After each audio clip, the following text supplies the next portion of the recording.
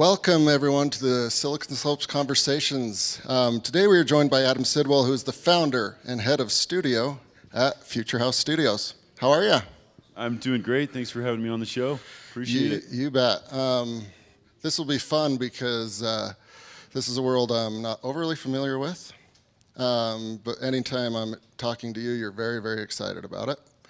And it's ultimately like fun, which is very cool. Let's start with the founding story of Future House Studios and mix in your background and career that led to it, if you could. Okay. Yeah, happy to do that. Maybe I should rewind a little bit to make more sense. So I started Future House Studios about 3 years ago, and for the uninitiated, and since we're just starting off here, we're a game development and animation and technology company, which means that we delve into all sorts of animation for television, film, games, even the metaverse, as we know about, how that's developed and turned out. But we've helped in all sorts of design aspects and engineering aspects of creating experiences that range all across the board. So I come from a background of making movies, 20 years in the visual effects and animation industry, working on movies like King Kong, the Peter Jackson one, by the way, Pirates of the Caribbean, the Marvel movies like Thor, and franchises like Transformers, and just building some of the coolest visuals that come out in movies. And that has informed how I approach building this company and the kind of work that we do. Yeah. Big movies there. That would be a whole separate show.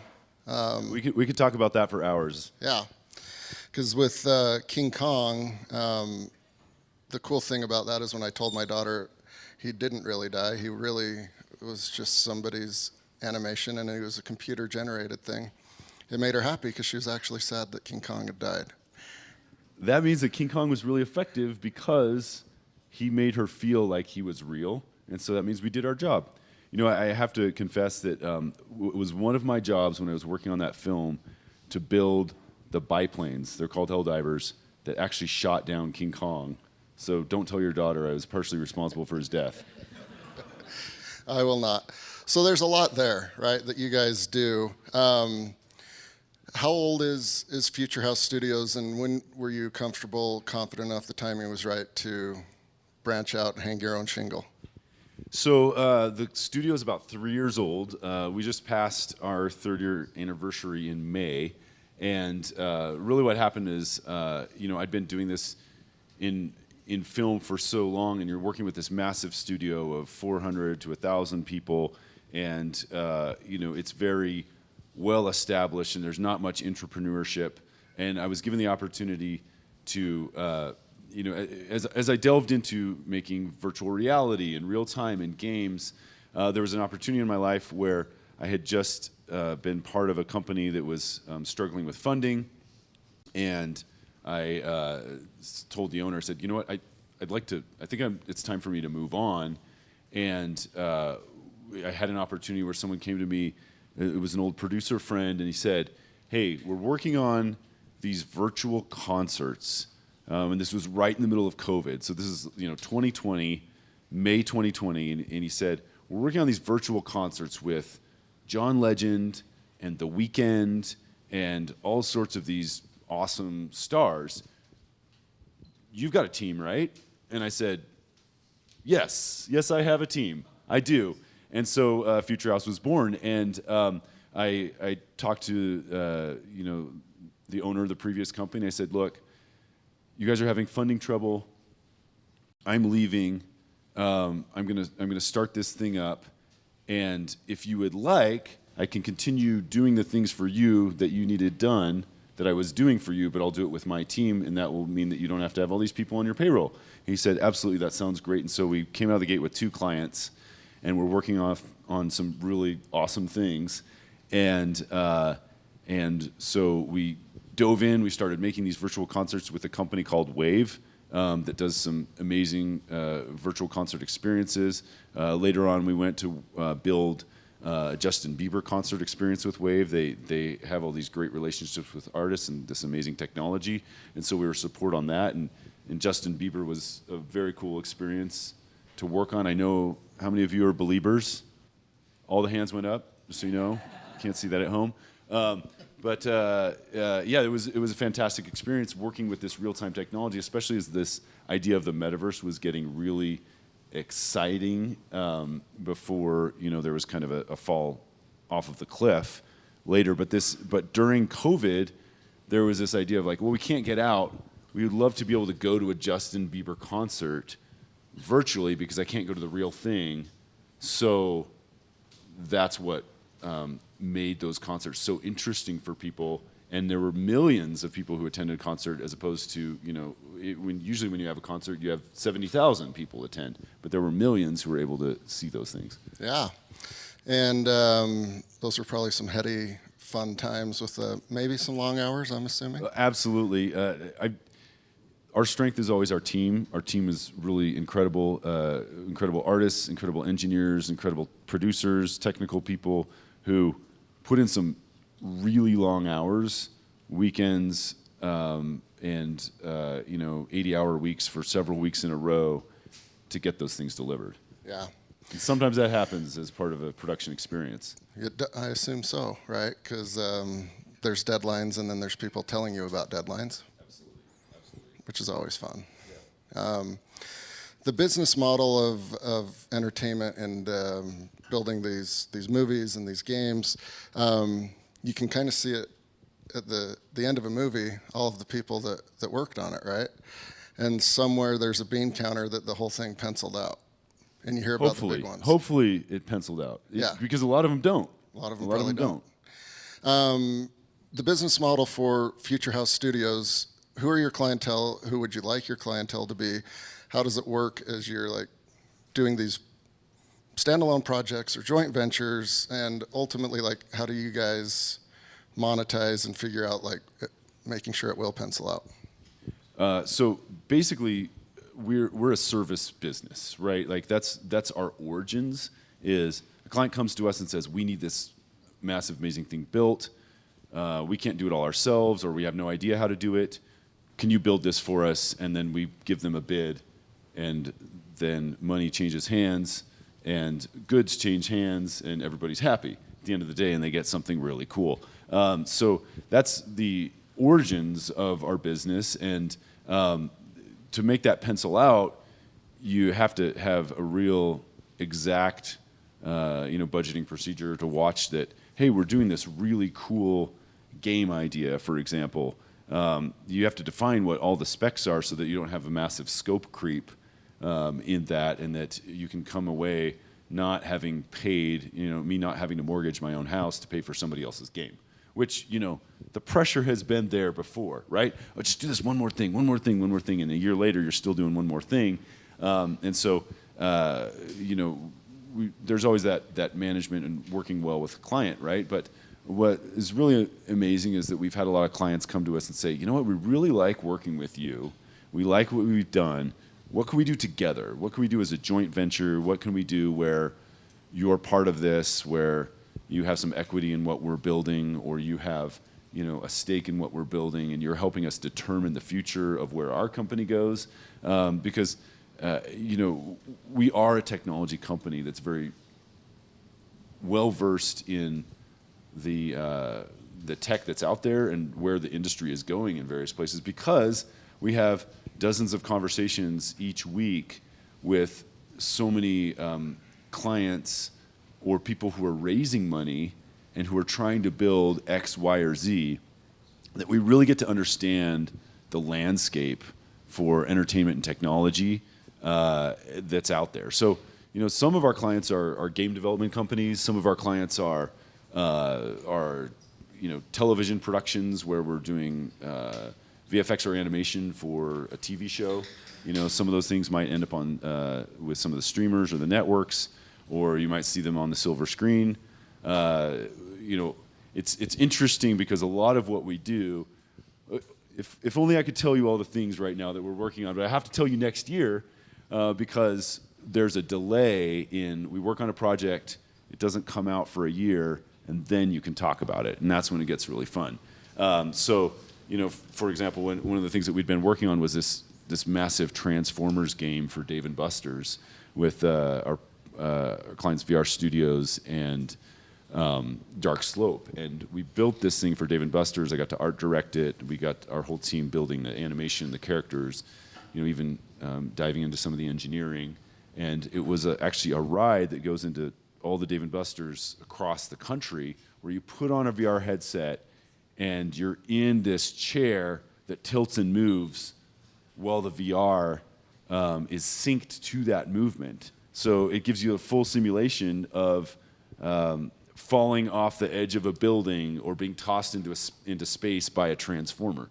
And that was a lot of fun, but we couldn't talk about it until nearly a year after we had completed our 6 months, 8 months, almost a year until after we'd completed our portion. Yeah. So you're kind of just sitting there knowing you've got something good and can't really talk about it. Can't really talk about it, yeah. Yeah. Yep. But it is nice knowing that you do have something fun to talk about at a certain point in the future.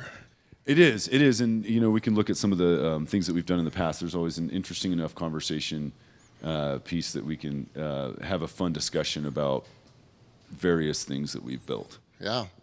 I was down in Las Vegas a few weekends ago, and I was hanging out at UNLV and talking to some folks down there that are in tune with gaming and entertainment, right? Good. But we'll just call it fun and entertainment. And they were asking me a few questions on GDP for the entire world for like agriculture and a few others where you're like, oh, that's big. Fun and entertainment is 15% of GDP. That includes like Lagoon and Disneyland and movies and condos and things like that. But that's where you guys are hanging out, right? So it's a massive market, and it's right there in the word, like fun and entertainment. Like people don't want to look at spreadsheets all day. They don't want to dig ditches all day. Like their natural inclination is to have fun and enjoyment in life. How do you factor in like the psychology of people wanting to be entertained and have fun, get thrown into space by a transformer, which in real life would kill you? Because again, like ultimately, like I said at the beginning, it's just fun. Like your end result is like smiles for people. How do you guys think of that as a team? Well, everybody who works at Future House either has a passion for television, movies, animation, games, or these types of interactive experiences like this content creation. And I think it's really interesting as you look at the things that move the world. There's law, there's elections, there's politics, there's science and technology, but so much of that is influenced by the stories that we tell. The stories that we tell are a reflection of, I think, some of our innermost desires and our innermost anxieties and fears, and those tend to shape culture in a way that has a domino effect on law, politics, technology, etc. And whether those changes would occur without the stories is hard to say, because those stories are so linked to how people think and what they want. But we live in an incredible era, an incredible area in an industry where we can help shape stories for good and help tell stories that make us want to be better people, make us want to unite together under doing something good for the world. And along those lines of stories, right, like we're telling your story right now a little bit. This is also a passion for you, because being an entrepreneur is challenging, but writing a book is challenging. Has anyone written a book? One, two. A couple people. 2 out of 50. Fellow authors, I greet you. You've written quite a few, right?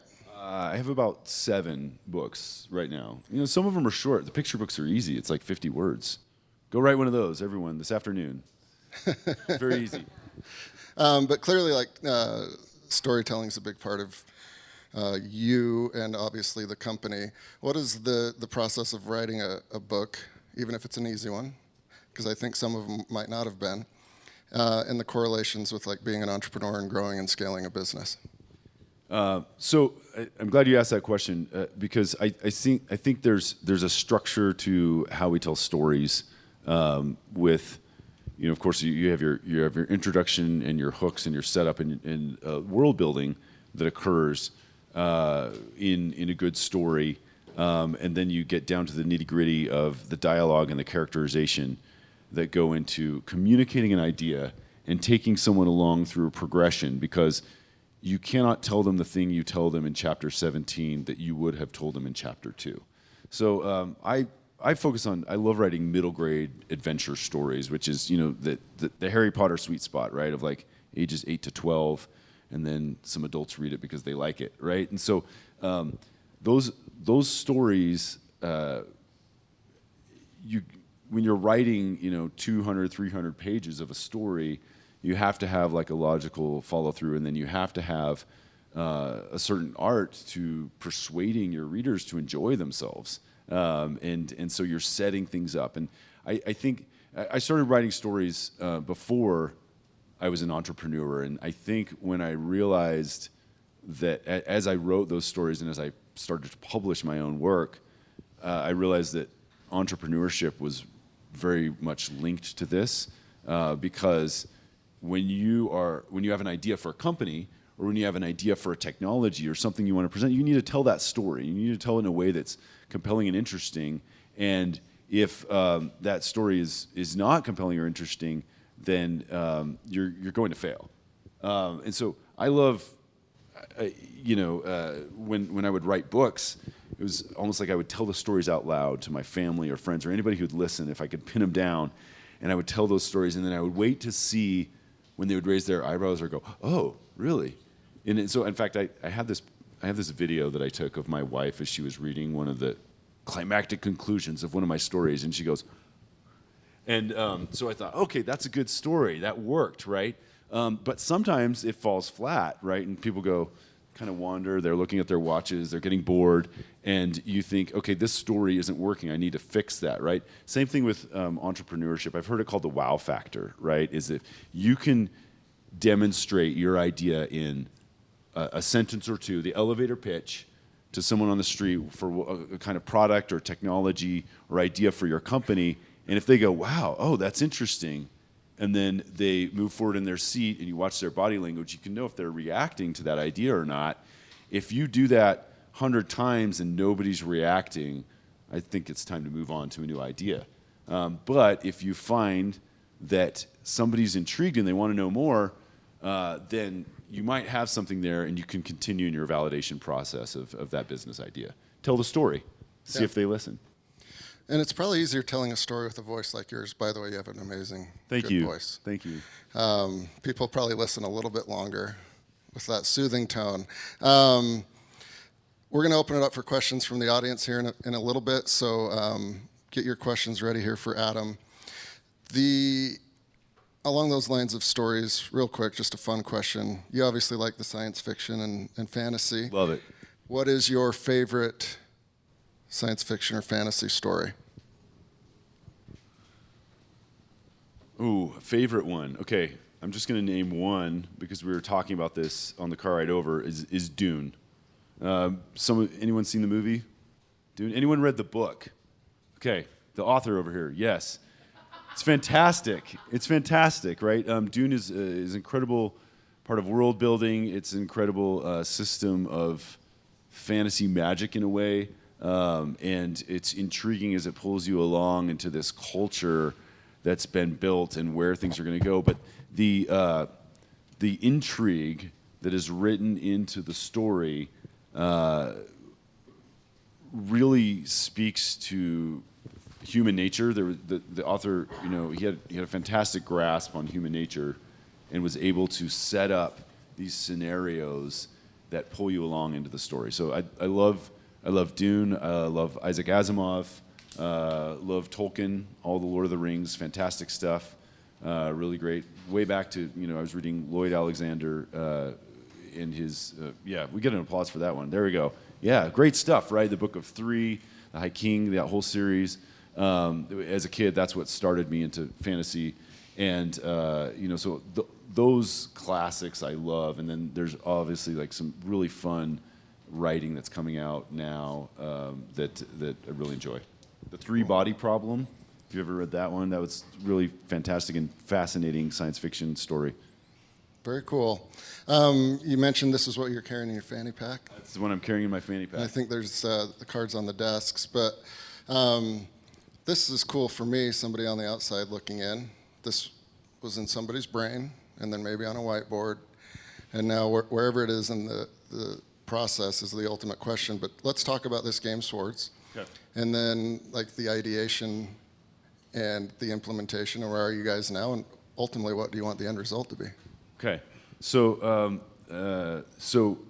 Swords, we're developing our own property and IP, at Future House, and whereas a service business, we keep making things for other people, but now it's time for us to make our own, right? And there's a risk you got to take, because whose money are we spending? We're spending our own money, right? Not somebody else's, to make this. And the idea is that imagine Pokemon Go meets The Legend of Zelda with a geocaching element. Okay, so Pokemon Go players, anybody? You can admit it, right? We all did, at least for 1 week in 2016, that summer. You didn't, shaking your head. Stand strong. You're never too old to Pokemon Go. Okay, so in fact, I remember seeing 80-year-old men playing Pokemon Go in the park. No, of course not. Of course not. In your late 30s, maybe. There's a layer of spatial computing, they call it, that exists in augmented reality over our real world. It's tying data to locations and interactions to locations around us. And this is very much talked about in the world of augmented reality and XR and VR, of what those layers are and how they interact. Well, I had this amazing experience recently as I was looking for a geocache. I opened up the geocache app, and if you've never geocached before, you basically get a location, you walk to it, and you know there's something there, but you don't know what it's going to be. And your face is in this app the whole time, and you're trying to navigate, and you're trying to get there, and you're seeing the comments that people have made who have gone there before. Maybe they've given hints, or maybe they've said, hey, I found this, or I didn't find this. And so there's a history of somebody who took the time to hide that thing, the other people who have gone there, and there's a story behind it. And so your face is in the phone, and you're walking along this trail, and you're trying to navigate how to get to it. And this happened to me. I was up in Alpine on the hills, and the foothills, and passing through these trails, and I looked up, and I hadn't even realized what was happening or where I was, but I had to put the phone down because you have to look for that geocache. It tells you the exact GPS, but then you have to scramble around and find it. And that moment where your consciousness in your mind when you play a video game or you watch TV or you're on social media is in screen space, right? And you're sucked into that screen space, and your situational awareness has gone to zero. But in that moment when I was finding something, it was this geocache, and I had to put that phone down, and then suddenly I realized I was in this grand vista overlooking the valley with these magnificent mountains before me, and nature provides like the best dopamine hit and adrenaline rush you can find out there. And it was incredible because I'd been put in this place and I'd been given this experience all by this little app that brought me to this place. And so I love giving people experiences. I love telling stories, and if that's like an actual life experience, one of my favorite things to do in college was gather my friends and go up into the hills to some crazy unknown destination, and everybody has this crazy experience as you're trying to get there, right?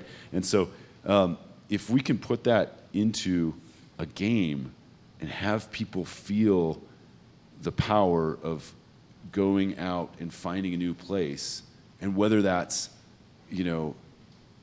some strange alleyway in an urban territory that's hopefully quite safe, or finding the edge of a beautiful river or a stunning vista overlooking a valley, there's an incredible opportunity there. And the whole intention and the conceit of building this game, Swords, is that we are going to turn the world into an adventure game. You're going to collect swords, you're going to fight monsters, and you're going to go on quests in order to find the prize. And so what we're going to do is we're actually going to take a sword and we're going to bury it in the wilderness, a real live one, along with a treasure chest full of 1,000 gold coins, just like a good pirate would hide, or a hobbit. And we're going to say, okay, go, right? And so we're launching this early beta. We've had an incredible amount of response of people who are jumping on, saying, oh, when is this going to launch? I really want to be there. We're just a couple weeks away. We think probably end of September or so we'll be ready to have the first test group go through and find this treasure, right? But what's incredible about that is, people will message me and they say, my kids really need this. My kids need to get off their screens. My kids need to go outside. Like, this is something we need. Like, how soon can we do this? Can they get their friends doing this? And so it's providing an adventure experience for people. I heard a lot of really cool things there, but was it $1,000 of gold? $1,000 of gold, and maybe some Okay. silver too. It'll be mixed in. In fact, check my LinkedIn. I just posted a video of it. It's $1,000, and that's just the first hunt, right? And then we're going to have another one and another one, and they'll be in different locations. So, don't follow me home. I promise. The treasure chest is hidden somewhere safe right now. It's this idea of like, hey, why not in this game have something tangible? And I don't want to make this a virtual currency that you get there and you showing the movie right here. Some early beta versions. Don't judge the art right now. That's the last thing that we do. But the prototype is being built. And so, yes, I don't want to make a virtual currency that lives in there. There will be a virtual currency in the game, but I want people to find real things, right? It's like that geocaching moment. I had to put my phone down and look around, and I had this experience.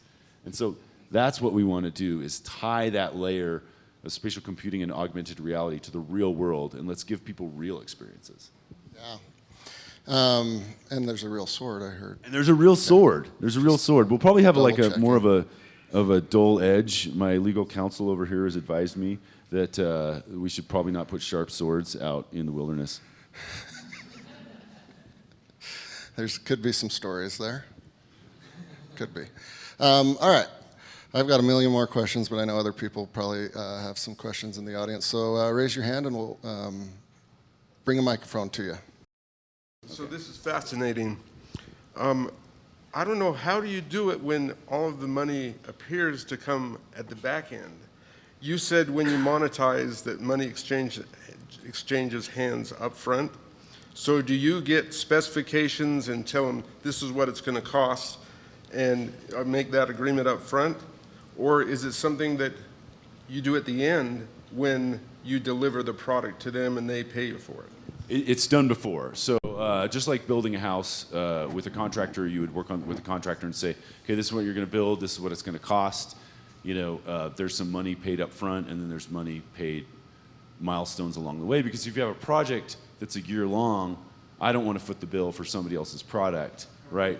So they need to pay a portion up front and then along the way, so that I can keep my team working. Because we have about 40 artists and engineers working for Future House right now in various capacities, and they all need to pay their rent in order to do their art and their engineering.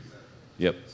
In our lifeblood is those people's talents, right? And like, we've got an incredible crew, and if having them paid is very important. And it's one of those things where it's like, hey, can you just do me this favor? And it's like, well, you're just asking me for a 6-month favor of 20 people working on something. There's not that kind of favor that can be done, right? And so we make sure that we take care of our crew, because they're everything.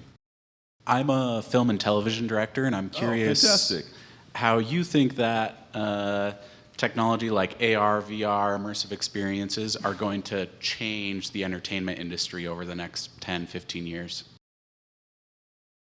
Okay, I'm glad you asked that question, because AR and VR have now been around for a solid, if it's AR, it's been around, or VR, it's been around for 15, 20 years, right, in various forms.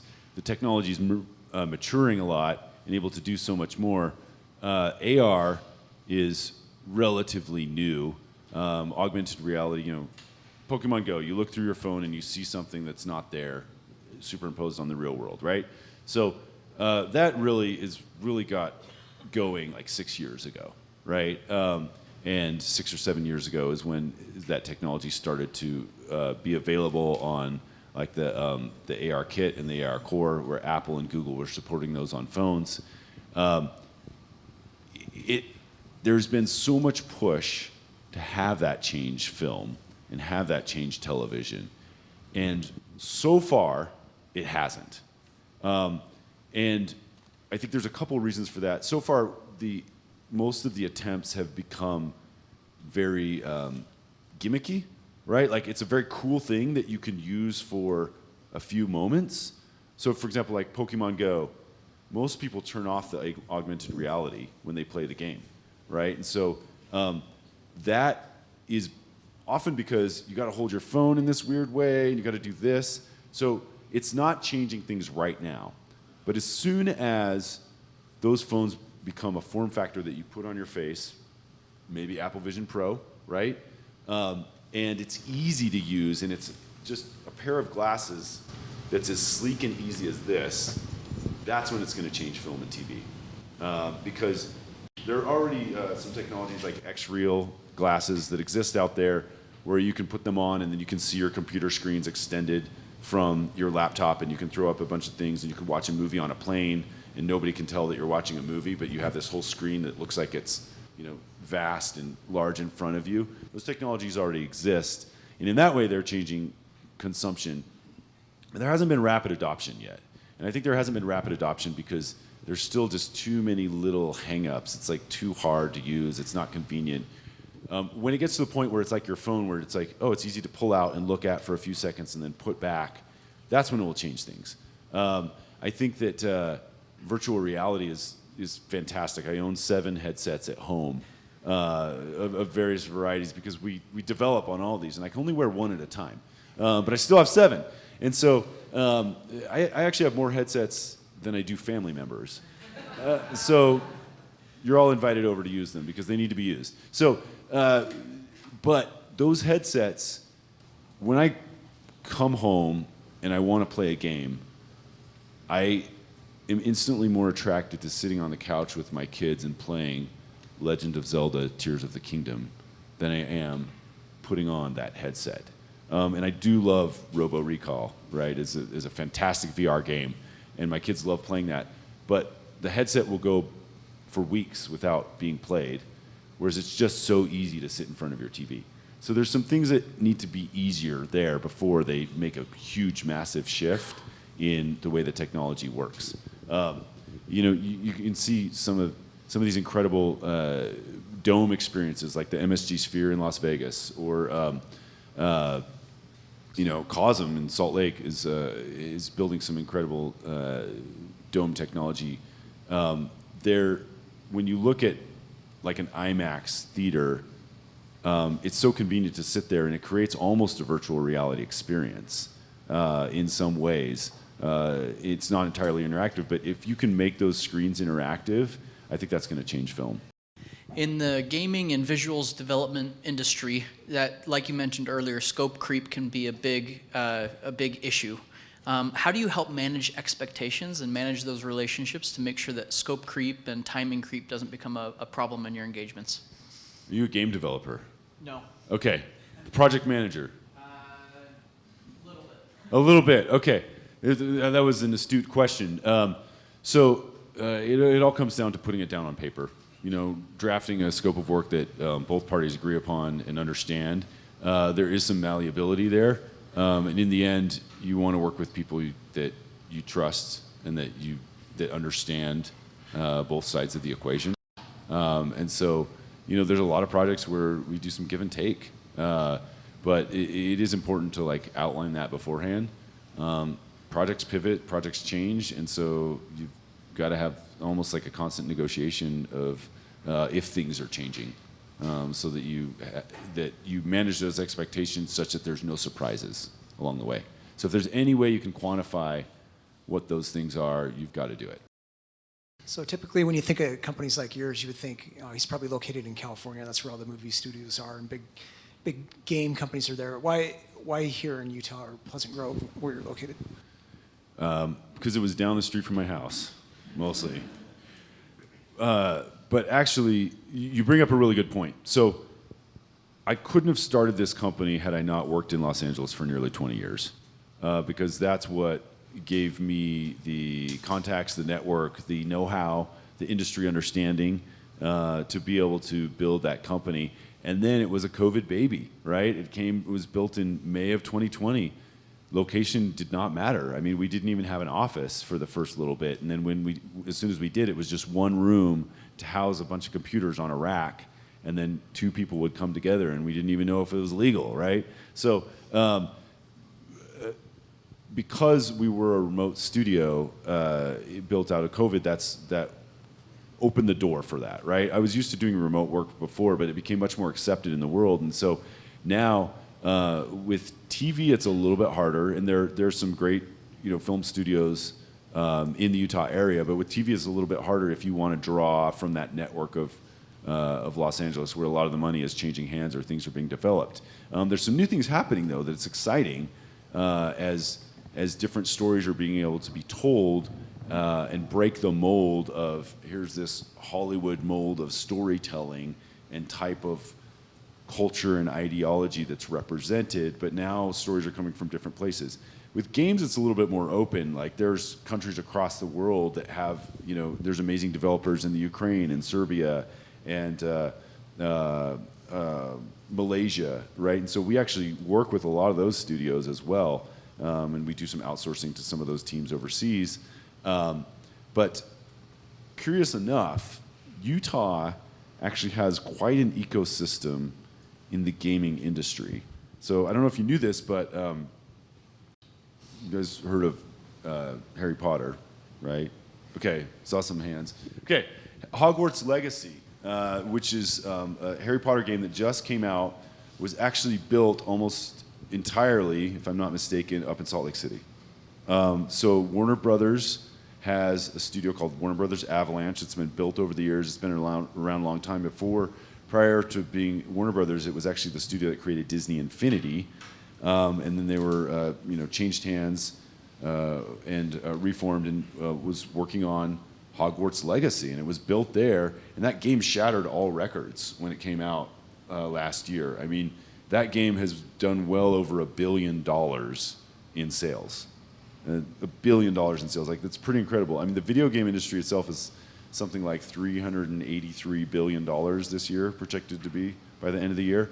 So it's huge. So there's that. You have places like The Void cropping up, which is a great VR technology, which then had a relationship with Disney and you could see and try it out in downtown Disney or in New York.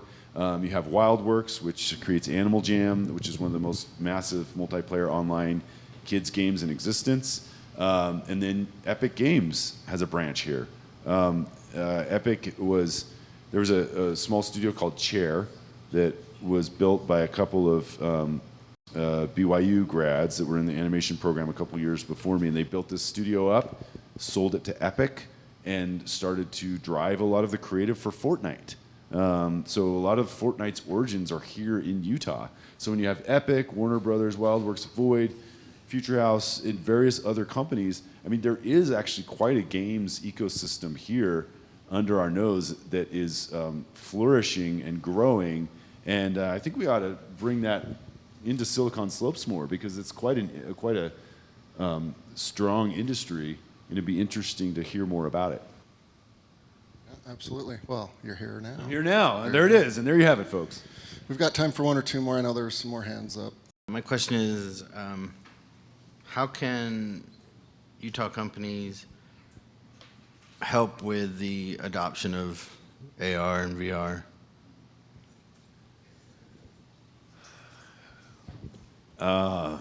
Making great product. I think that AR and VR as a hardware play, you have a couple of choices. You can go out and make product for existing hardware. You can go try to make new hardware. The hardware game is a very hard game and requires a huge infusion of capital. there was over $1 billion invested in the Magic Leap.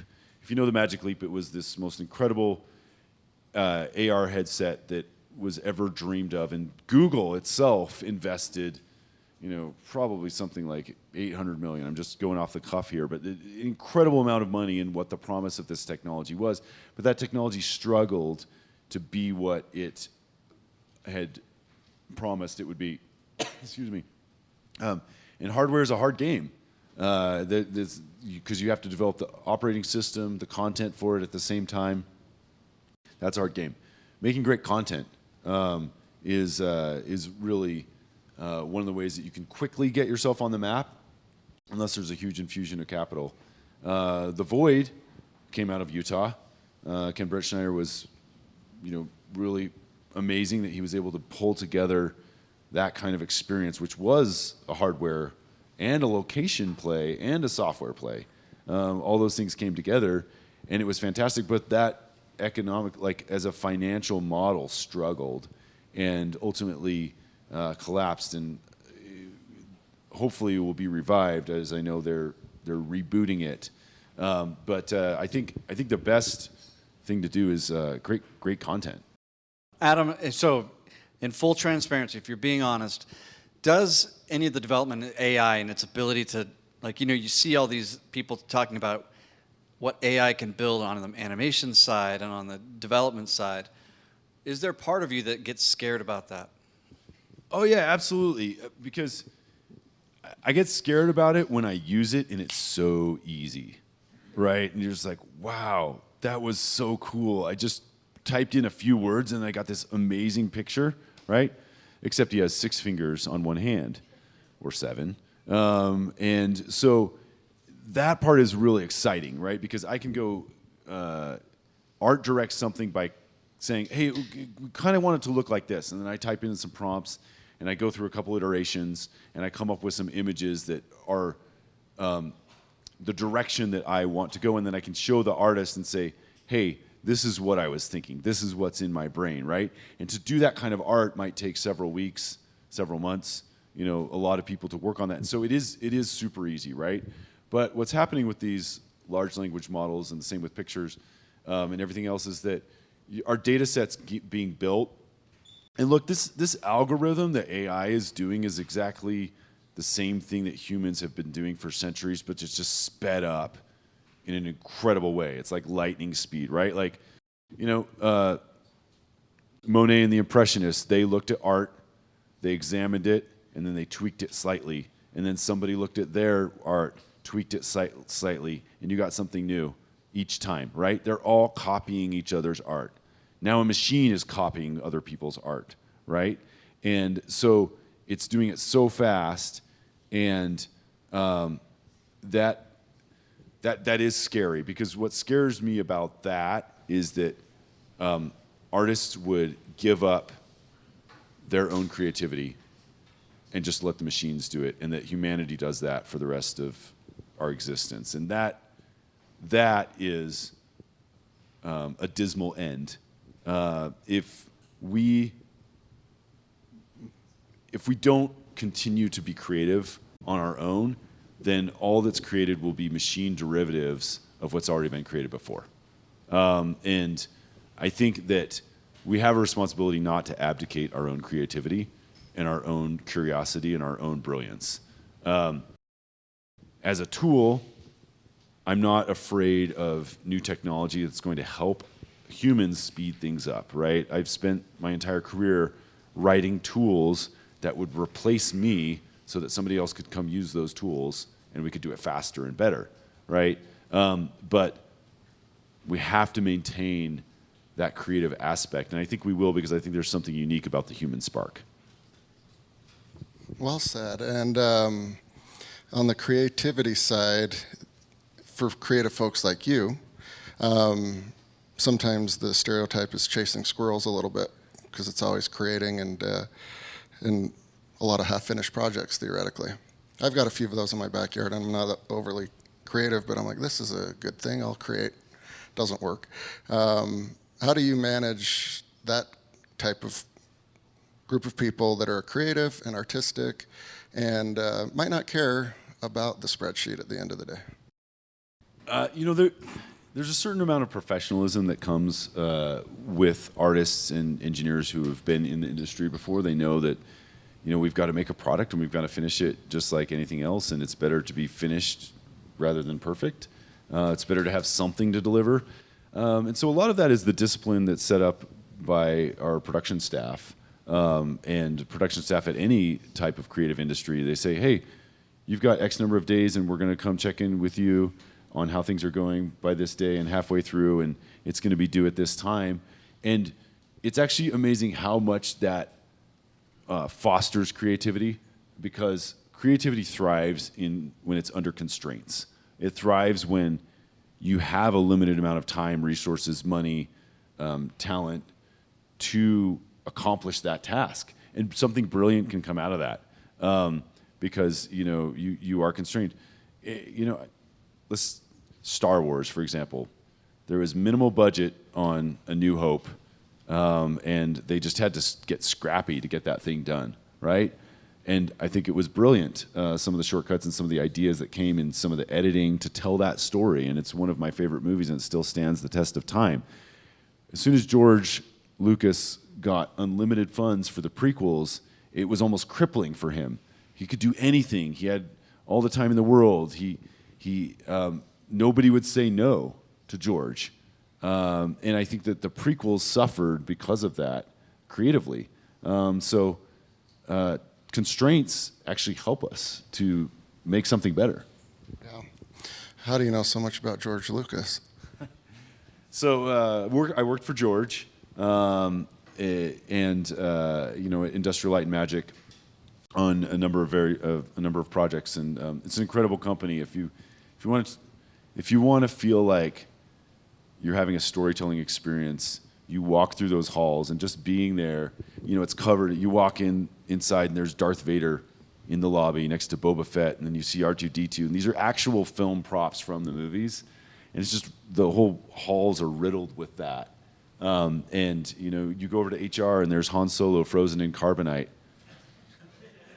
I'm not sure what message they're trying to send with that, but it was effective. So, but there's a story that's being told of like, this is the place that built Star Wars, and this is a storied past over the decades of brilliant minds that have come together to do the impossible and to tell a story with it. And so every Christmas there's some kind of Star Wars gift that you're given, and it's so cool, and people eat it up, and people work there just for that because they're Star Wars geeks and they want to be part of that legendary history of George Lucas and Star Wars, and that's some great storytelling. That is, and they've got a lot of proof in the pudding on that one, to say the least. Thank you so much for taking the time to join us, Adam. Great questions from the audience. Really good stuff. Congrats to you and your team, and there will be another story to tell soon. There will be many more, yes. And it sounds like we need to have you on again in about a year and a half. Let's do it. Okay. Let's do it. Thank you so much. Thank you.